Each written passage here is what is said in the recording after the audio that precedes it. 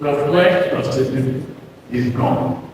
With those 4 words at this inauguration, President Tinubu upended Nigeria's oil sector. Ending the subsidy saved billions of dollars for public coffers, but the immediate shockwave hit everyday Nigerian hard. Pump prices skyrocketed, driving up transport fares, food costs, and inflation. The promise the president made, there is a positive and a negative aspect the way it is affecting we the poor. In the other way, the fuel subsidy have stopped fuel queue, no longer queue for fuel. But we that had vehicles really hard on us. Like I usually come from Suleja. Formerly with my 3,000-4,000 naira I can fuel my car, but nowadays it's 20,000 naira every day. So it is really hitting us on. But on the other hand, infrastructure, we could see the roads. It's really putting it in the road, but truly in individual lives, it is really affecting us. Once the subsidy was removed and fuel went up, once fuel goes up, every other thing automatically goes up. In other aspects, be it transportation, feeding, everything has gone up. And here in Nigeria, what I've noticed is when things go up, it doesn't come down. So there's no form of improvement. Instead, it's getting worse rather. Transparency has improved, but economists ask a vital question: where are the subsidy savings being spent? Instead of them to be pulling this money in the hands of governors, turning governors to emperors, behaving the way they like, and the questions are not asked these governors, how are they utilizing all this money? Because even in some states, their allocation has been tripled. So what are they doing with this money at the state level? Because if state governments are performing optimally, it will reduce the pressure on federal government. People in states will not even feel the impact. Well, the performance is, according to them, they say they have done very well. But we on the street, we have not seen the impact. Because the news of fuel subsidy removal was a shock. Every Nigerian was shocked. Assuming buying fuel 180 something, all of a sudden the fuel moved to 800, 700. Now we are buying fuel 1,300, 1,400, depends on the filling station. So the shock is very high, and the impact of that surprise announcement, Nigeria is still battling to recover.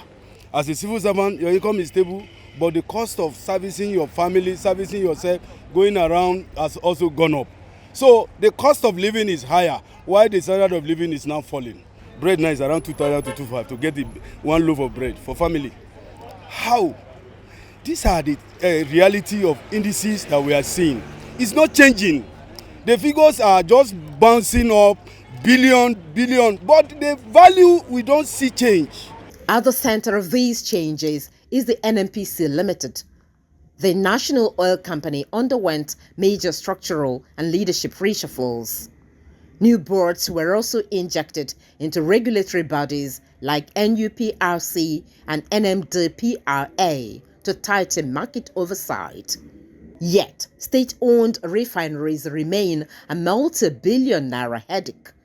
Nigeria's 4 plants in Port Harcourt, Warri, and Kaduna hold a combined capacity of 445,000 barrels per day. Despite endless repairs, stable production remains stalled. The Warri plant restarted briefly in late 2024 but shut down over safety concerns. Port Harcourt hit fresh technical snags. It is also important to note that the refineries did not fail because of technical issues. The refineries were failing because of people issues, management issues, sustainability issues, and all that. Those were at the root, and people not maintaining the refinery. But the refinery worked for many years now. Even during the Obasanjo era, the refinery worked for close to 3 to 4 years. For about 5 years, he worked to the early days of the Jonathan era. Privatization too can also fail. I mean, power sector has been privatized and it has not worked. Yes, privatization worked with telecoms, but it failed with power. So the fact that it's going to be privatized does not necessarily mean it's going to work.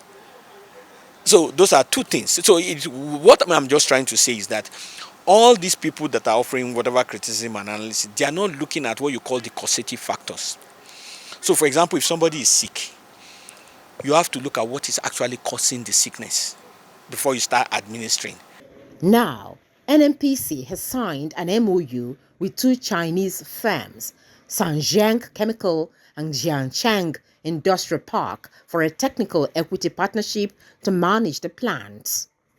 For us in the industry, a lot has been done. In fact, the civil works, in terms of the construction works for the AKK pipeline, has been completed. So it is what they need to do is the flow stations, do tests and all those kind of things. So and the implication of that, let me also say that, is in its industrialization proper. The textile factories, which used to be the foundation of our producing materials in Kano and Kaduna, got moribund in the 90s. With the AKK there, they are going to revive them. And in fact, the AKK is also what is going to connect us with the Trans-Sahara gas pipeline, which is supposed to lead to Spain, Morocco, and then Spain. There's an option for Morocco, there's an option for Algeria, and then Spain, which is where we'll be able to sell gas to the European Union. Skeptics remain loud. Successive governments have sunk over 11 trillion naira into turnaround maintenance with little output. However, the private sector is changing the game. The mega Dangote refinery in Lagos kicked off phased operations within Tinubu's 3 years, packing a massive 650,000 barrels per day capacity. It aims to end Nigeria's fuel import addiction. To cushion the subsidy pain, the government is pushing the presidential CNG initiative. Compressed natural gas offers a cheaper fuel alternative. While conversion hubs and CNG buses are rolling out, experts warn the infrastructure must scale up faster. If you consider the luxurious buses, CNG, how many are they? On Gwagwalada routes, where I live, how many CNG? Only one. You see them in this place. Before you know it, it's filled up. It goes and come back. Till now, the increment in prices in the transportation costs are making people to look as if they are in air fire. Hopefully by the end of this year, we'll have 80 more gas stations. Inshallah, Jigawa, Kaduna, Katsina, and all the northern part of Nigeria will be major beneficiaries, inshallah. 3 years in, Nigeria's energy architecture is undergoing massive structural shift. The emergence of private refining and regulatory updates show progress. But for the ordinary citizen, the true test remains unchanged.